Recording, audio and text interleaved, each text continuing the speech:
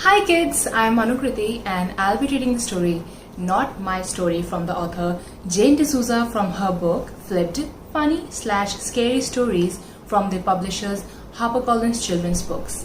So let's get into it. This is the weird thing about this story. I'm not writing it. Seriously, I'm not. Seriously. I wish I could stop saying that because it's a funny story, sometimes actually. So the thing is, I'm not saying this seriously bit because I am not writing this. Let's start earlier. Let's start that evening after school a few days back when I was actually writing something. 100 lines on how I would be a good in class. Except I was writing that at home. And no one should have to work at home, you'll agree? That's just really unfair. And our science teacher, Kushal sir, was really unfair.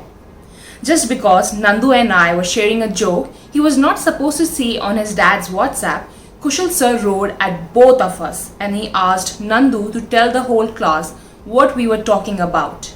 So, of course, Nandu told the joke he was not supposed to see and Kushal sir turned red and screamed at us both and gave us those 100 lines on being good and not looking at jokes we're not supposed to see and not talking in class and listening to elders yada yada yawn.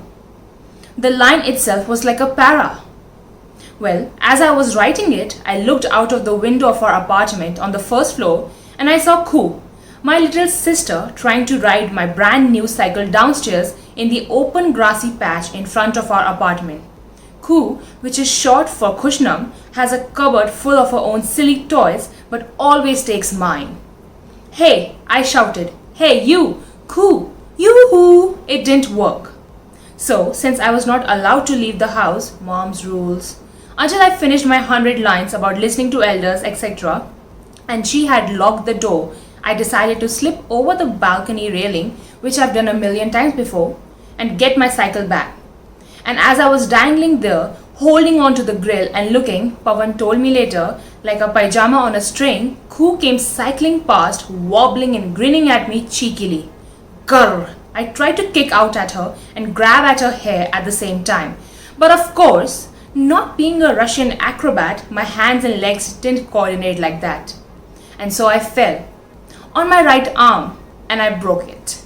And I yelled so hard, Koo slammed the cycle into a lamppost in fright. And all the pigeons flew away. And my mom came running to look over the balcony and almost fell over herself. So frightened was she to see her son with a broken arm and her daughter with a broken cycle. Then many helpful neighbors took me to the hospital while I cried and sobbed and didn't act like a big boy at all. I'm 11, by the way. I am big when I want to sleep late and I'm big when I want to go out alone to the corner shop. But I'm small when something is hurting and I want my mom to make it go away. Koo too was crying and sobbing, and because she is only 7 and cute with little fountain pigtails, the doctors and nurses were all fussing over her, though she had only one tiny scratch on her knee and had a broken arm. Broken arm, people, look here. Dr. Banerjee looked at the x-ray of my arm and said, Now Cyrus, how did you go break your arm, young man? It broke because I had to write 100 lines. You really should get my teacher arrested. Can't say I didn't try. Dr. Banerjee seemed to think this was funny. He wiped his eyes and began, Luckily? What was lucky about breaking my arm, breaking my new cycle, being punished all on one stupid day?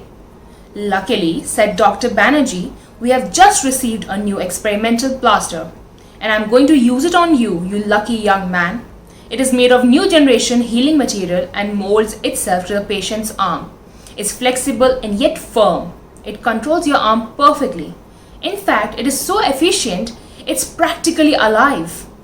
And so I went home with a plaster cast which was long and yellow and smelled awful and was practically alive. Ha! While Koo went home with cute Barbie plasters and a lollipop to make her stop crying. Now Cyrus, no using your arm, remember? Said my mom, and then, as strange as only adults can be, told me to complete my imposition of 100 lines. How? I'm not supposed to use my arm. Write with your other hand, said my mom, patting my head. Write those lines about how you must listen to elders. In fact, I feel like adding one more line about how not to go jumping off balconies. Ha! Very funny. Seriously. I did not write that. Wait. So there I was with my right arm, which is my right arm, in a sling. I had so many other questions, like how would I, wash myself after a, and all that. Now, pay attention, because here's when it starts to get creepy. Through the grumbling, I started to write with my left hand, and then my right hand shot out, plaster and all, and grabbed the pen. But did it write the lines? No way! It began to scribble on my open book. It made a funny face. Then it made a funny face with a scratchy mustache and glasses. Oh no! It was drawing Kushal sir! Stop! But I couldn't stop my hand. It went on drawing Kushal sir, and then, hey! It drew a speech blurb coming out of his mouth saying, no joking, no talking, no laughing, no nothing. I took my eraser in my left hand and began to erase the sketch. And my right arm knocked the eraser right out of the window. Seriously. I'd lost control of my arm. How? All that stupid Khoo's fault. I told my mom I was in intolerable pain and I wanted dinner in my room. She agreed and brought me a tray with lots of food. I really didn't feel like eating any. I was in a morose mood. So it was fine when my right arm grabbed the parathas and flung them out of the window. Not me, get it? The arm in the practically alive plaster. Of course, it was the plaster. It was a weird demonic thing. It had a life of its own. It was making my arm do stuff it never should. I fell asleep staring hard at the plaster and woke next morning with a slap to my face. Ouch! My mom had never done that before, but my mom wasn't even in my room. While I looked unbelievingly at my right arm, it slowly raised itself and was about to give my cheek another slap when I shouted, I'm awake, no more. It stopped. Whoa. The next few days were, as you can imagine, stranger than a hippo driving a scooter in Antarctica. In the beginning, I was a class hero. What with the new yellow plaster cast? How did you break it? Everyone wanted to know. I might have, bent the truth a bit. I told them how I had rescued a pigeon from a kite string on a tree branch dangling from a phone wire on a lamppost. As my story gathered wings, I had reached the point when I was fighting off attacking crows all alone when the bell rang and class began. Over the day, everyone wanted to sign on my plaster cast. Nandu drew a big smiley face on the forearm. Some kids drew hearts and crosses and cricket balls, etc. Joey tried drawing a pigeon, but it looked like a brinjal with a beak. Of course, things didn't go so smoothly. In fact, they went completely crazy. At lunchtime, the senior class bully, Shirish, wandered over to help himself to whatever he felt like from our lunch boxes. He was like that. He had 3 other Neanderthal morons who followed him around, and the best of our lunch, puris, rasagullas, pizzas, all went to these guys. Shirish swaggered over and raised his eyebrows at me. Oh, look here, poor little Cyrus has an itsy bitsy boo-boo on his arm. He must have cried like a baby. Nandu said he didn't. He saved birds and fought off other birds. Shirish laughed. Did he really? Well, how kind. I'm sure he won't mind sharing his sandwich with me then. And then, to my horror, my right hand fixed its fingers around the sandwich from my lunchbox, opened it up and slapped it across Shirish's shocked face. The buttery side. He stood there with scrambled eggs dripping down his nose while there was a burst of laughter which quickly subsided after he glared at everyone. Then, turning back to me, he roared like an angry bull and lunged at me. Of course, we had all seen it coming, so took off as fast as our legs could go. We managed to stay out of Shirish's way for a couple of days, looking around corners of corridors and posting guards at stairs and stuff like that. But my plaster misbehaved like a tantrum-throwing 3-year-old. It spun parathas like a master chef and then flung them around. It threw pencils like darts at the wall. It drummed on the desk when the teacher's back was turned and kept reaching out to everyone else's lunch boxes and stuffing food into my mouth. Soon, I was not a hero anymore. The other kids gave me either angry or scared looks and quickly turned away when I hopped cheerfully into class. And after my plaster cast hand pulled Khoo's pigtails and she went crying to my mom, I was on the blacklist at home too. Other things happened at home as well, which I'm not telling you. Things like my mom's dupatta being flung at the fan and her shoe being put into the fish tank, quickly retrieved, thankfully, for the fish. What is wrong with you, Cyrus? My mom kept asking. Why are you being even more difficult nowadays? You know that daddy being away on the ship forces me to work doubly hard to bring you both up. I don't think he'd be very happy to know what you are up to. I worshipped my dad and felt even worse. I didn't want to upset him. I hung my head. Mom's tone changed. Is there something wrong? Oh my gosh, did you fall on your head that day too? No, I said miserably. When I decided to tell my mom about the plaster cast, I mean, she was a sweet person and worked so hard as she had just said. Guess how well that turned out? Right, not well at all. It's this new plaster cast I started. It's got a mind of its own. It's evil. It makes me do things like naughty things. It makes me get into trouble. It keeps throwing stuff around and I can't help it. My mom looked at me with surprise written all over her face. Cyrus, please don't talk nonsense. You need to have the courage to tell the truth. It's the truth. Seriously, I have another week left to take off this plaster cast. Before that, it's going to act so bad, it's going to get me murdered. Such exaggeration, really. My mom shook her head, quite annoyed, and walked off. Couldn't think of anything else to blame it on except a non-living thing, a plaster cast for goodness sake, which is helping you get better. It's not non-living, didn't you hear the doctor? I yelled after her. It's practically alive. It's alive as you or me, though it may kill me soon. The plaster cast made my arm shoot out and send my skate rolling across the floor after my mom. She turned around and snapped at me. That's it. No more TV. No more video games all week. They are giving you an overactive imagination. You are grounded. I stared after her, horrified, then glared at the plaster. Look what you have done, I wailed. And remember that smiley face that Nandu had drawn on it? I swear it winked at me. That face, that blue gel pen drawn face, it closed one eye deliberately and slowly, and then it widened its stupid grin at me. I began to whack at it, but of course that only hurt my own arm more, so I stopped.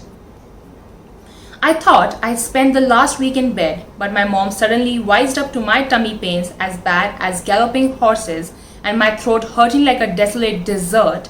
The more poetic and more painful my symptoms got, the funnier she found them. And so I went off to school and the plaster cast made me do things that made me shrink in shame. It pulled people's hair and flung lunch boxes around. Then, on the way home, while passing the sandbox where the little kids play, it actually took my bag and dragged it through a sandcastle some toddlers were building. That did it, of course. The toddlers cried they all had broken arms instead of broken sandcastles. Their teacher came rushing over and then all the teachers got their heads together in the staff room and I was hauled to the principal's office. It is a disciplinary issue, Cyrus, the principal boomed. This is a highly respectable school and we do not condone such rowdy behavior. This is your last warning. The next time you will be suspended. My right arm shot out and wiggled its fingers over my nose. No. The principal couldn't believe his eyes. He took off his glasses and wiped them clear and looked at me again. My plaster cast was now forcing my hand to sweep everything off his table. Good gracious, he exclaimed. I think the boy has gone quite mad. I think our school counselor should be seeing him. Of course, after my right arm pulled my school counselor's tie so hard it almost choked him, he decided he didn't want to see me. It's my plaster cast, I kept protesting to them all. It's not me. It's my plaster cast that's making my arm do all that. Seriously, it's practically alive. The counselor told the principal and teachers and my mom that I was using my plaster cast as an excuse. This is what this child has always wanted to do. All this mischief, this plaster has given him an excuse to carry it out. No. Of course, no one believed me. and a very disappointed mom took me home. Then came the last day, the day before the plaster was finally to come off. Thank all the stars and gods and medical journals and pigeons. I even felt like hugging Koo. I was so relieved. But the last day was a day out of hell, because Shirish was finally waiting for me, and since I was so mopey, I was not on guard, and he jumped out from behind the water cooler and caught my collar. Then he marched me outside. Now, let's settle this, he smirked. A crowd of kids quickly built up around us once we were outdoors. Put up your fists and fight like a man, Cyrus, said Shirish, who was of course built like a rhino. Or can you only fight birds? Ha ha ha. So I dolefully put up my fists, and then my right arm went ballistic. It shot out and stunned everyone, including me. And stunned Shirish more than once, of course.